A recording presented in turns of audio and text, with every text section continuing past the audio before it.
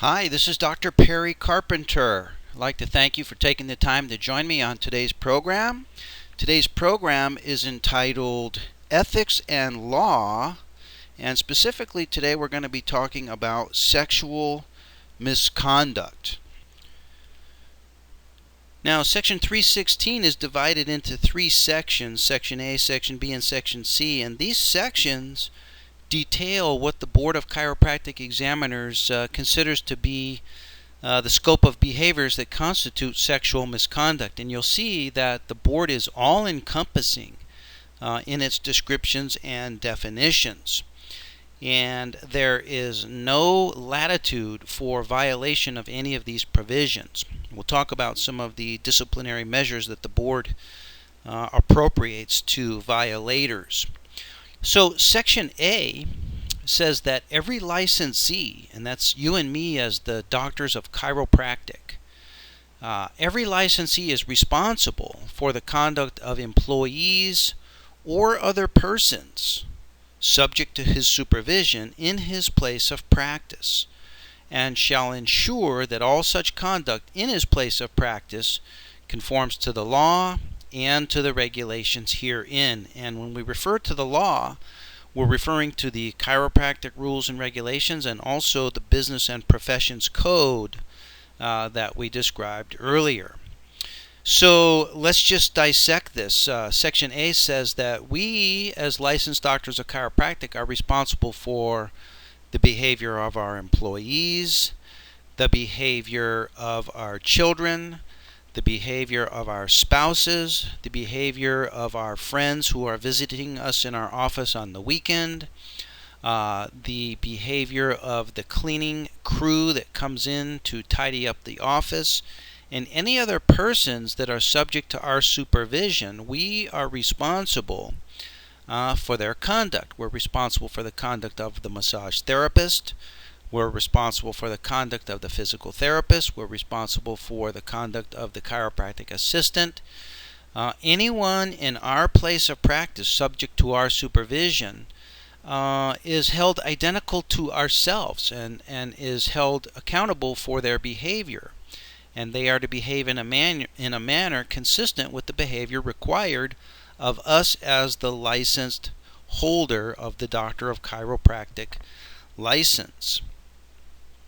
Now, Section B says that where a chiropractic license is used in connection with any premises, structure, or facility, any premises, any structure, or any facility, no sexual acts or erotic behavior involving patients, patrons, or customers, including but not necessarily limited to sexual stimulation, masturbation, or prostitution, shall be permitted on said premises, said structure, or said facility. So, doctors, let me ask you, what qualifies as a premises? Would that include your chiropractic office? Probably. What qualifies as a structure? And what qualifies as a facility? Would that include the location where you give lectures? Would that include the locations where you do spinal screenings? Would that include a patient's home when you do a home visit call, a house call? Is your chiropractic license used in connection with those premises? In other words, I ask this rhetoric question here for you to open your thinking to the broad scope of what the board is saying here. Basically, the board is saying there's no place where you are allowed to use your chiropractic license for sexual acts or erotic behaviors involving patients, patrons, or customers.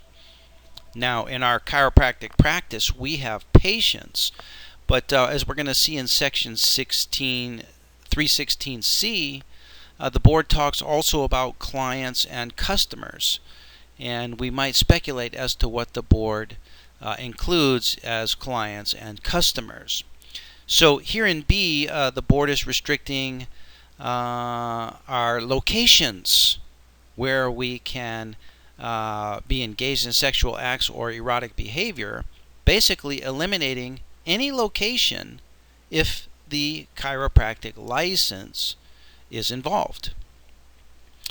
Finally, Section 316C spells it all out and states that the commission of any act of sexual abuse, sexual misconduct, or sexual relations by a licensee with a patient, a client, a customer, or an employee is unprofessional conduct and is cause for disciplinary action because this conduct is substantially related to the qualifications, functions, or duties of a chiropractic license.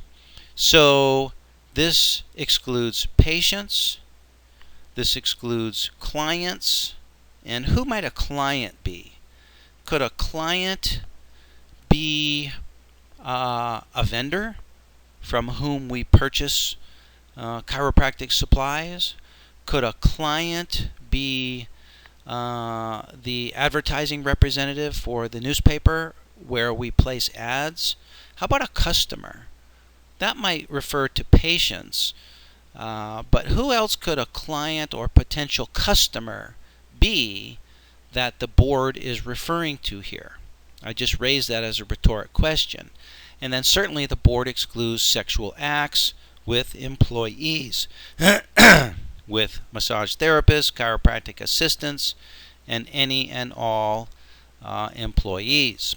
The only exception to this regulation is sexual contact between a licensed chiropractor and his or her spouse or person in an equivalent domestic relationship when that chiropractor provides professional treatment.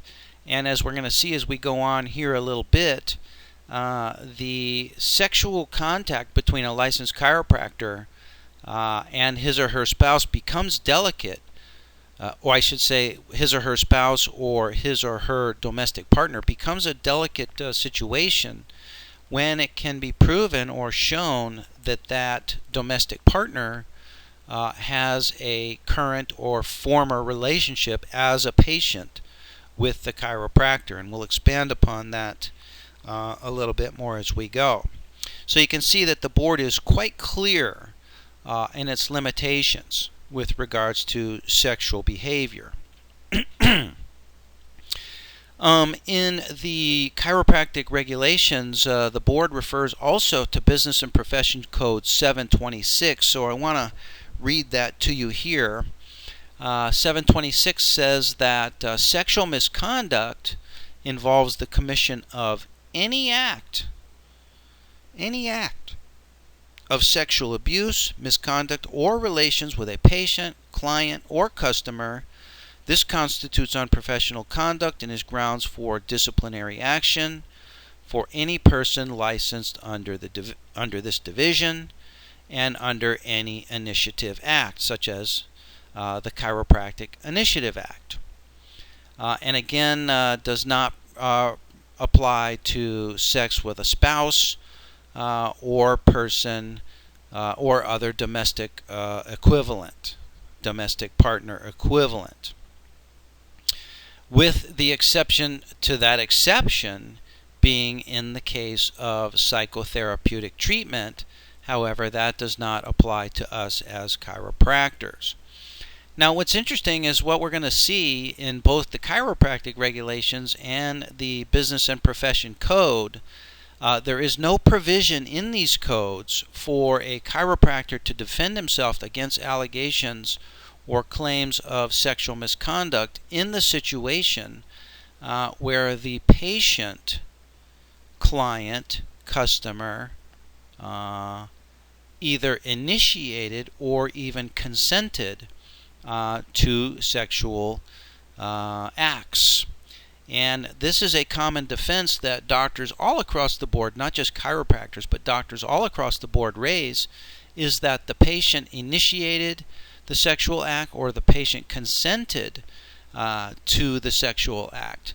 Well, it's the board's position, and we'll refer to this more when we get to some quotations from one of our references from the Federation of State Licensing Boards. The boards consider the doctor-patient relationship to be a sacred a sacred sanctum of a relationship between a doctor and a patient. It's an elevated position and an elevated status given to the doctor, and the doctor is responsible for the interaction between the doctor and the patient, and at no time is the doctor to allow the patient to dictate the relationship. And the doctor is at all times responsible for his behavior regardless of the behavior of the patient. So there's no provision in this code for a defense due to patient consent. And we all know that because of our relationship with our patients, there are patients to whom we are attracted and to who are attracted to us. And this is just the nature of people.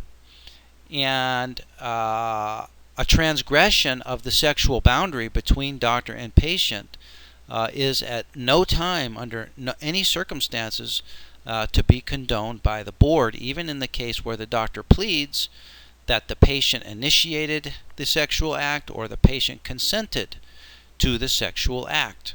To reiterate, is the doctor at all times that is responsible for and that directs the doctor-patient relationship.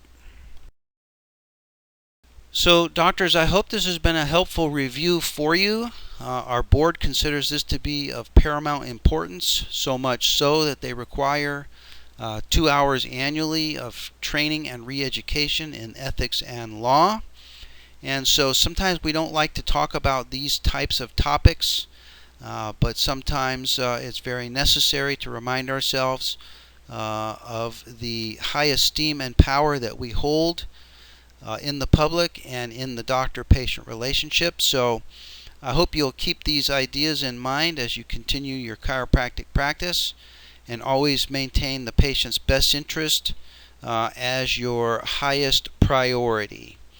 For now, I want you to turn in your course examination for me by fax or email. And when we receive your course examination, we'll process your credit for the course immediately. This is Dr. Perry Carpenter. I want to thank you for joining me on today's program. And as always, I'm wishing you best of success in your chiropractic practice. Thank you very much.